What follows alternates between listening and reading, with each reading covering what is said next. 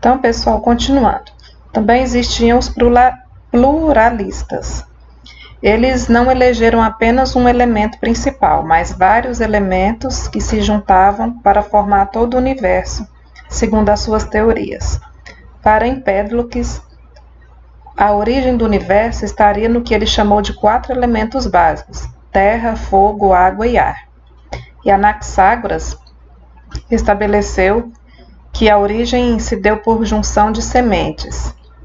E essa junção acontecia quando havia afinidade entre diferentes sementes, mediante uma relação que ele classificou como amor. Do mesmo modo, essas sementes não tinham afinidade entre si e se separavam pela relação que ele chamou de ódio. Então, Demócrito e Leucipo, talvez os mais conhecidos entre os pluralistas, formularam a teoria atomista, que aceitava que a origem de tudo, a junção de partículas invisíveis e indivisíveis, seriam os átomos. A vida e obra de Sócrates. Ele nasceu por cerca de 469 a 470 a.C. em Atenas, na Grécia. Seus pais eram Sofroniscos e Paenarete. Foi casado com Xantipa, teve 3 filhos, Lamprócles, Sofroniscos e Menexenos. Tá?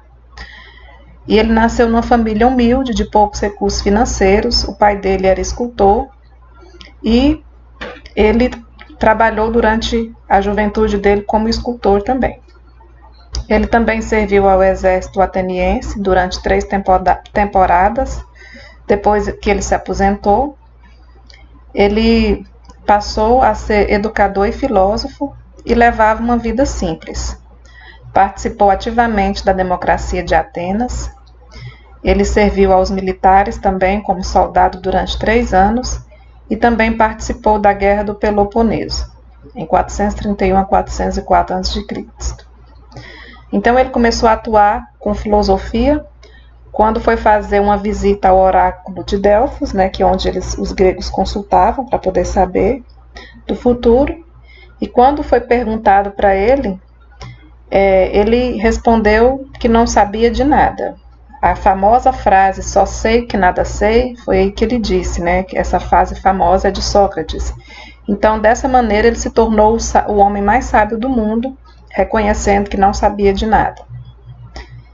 Então, ele foi considerado por algumas pessoas a ter os primeiros pensamentos humanistas, e ele gostava de fazer as suas reflexões filosóficas em praça pública de Atenas. Então, ali ele conversava com os jovens, principalmente sobre política e religião, e buscava entender e saber o que os jovens pensavam. E ele era um questionador. Ele formulava perguntas para saber quem sabia o quê, e acreditava que dialogar é que se chegava ao conhecimento. E algumas vezes ele apontava as falhas no raciocínio das outras pessoas, porque as pessoas se contradiziam. Então, o método que ele estabelecia era interrogar a pessoa, fazer uma série de perguntas até que a pessoa entrava em contradição e invalidava o pensamento inicial. Então, para a pessoa sair dessa indecisão, ele teria que praticar o exercício da maêutica, ou seja, da arte de perguntar, questionar. Para alguns estudiosos, o método socrático tem como princípio construir o conhecimento da mera transmissão de ideias, e é uma das formas de ensino já concebidas, transmitir ideias. Outros acham que quando ele confirma a ignorância dele, ele já demonstrava algum tipo de sabedoria, Ele tinha o foco de unir o saber ao fazer. Então, ele queria aliar as duas coisas, saber e fazer. E não tem registros escritos da obra dele, porque naquela época tinha muita dificuldade de guardar material escrito, tinha muitas guerras e tal, e queimava tudo. Então, ele considerou a tradição oral muito mais importante do que escrito. Vamos fazer mais um pequeno intervalo e já continuamos a nossa aula. Ok?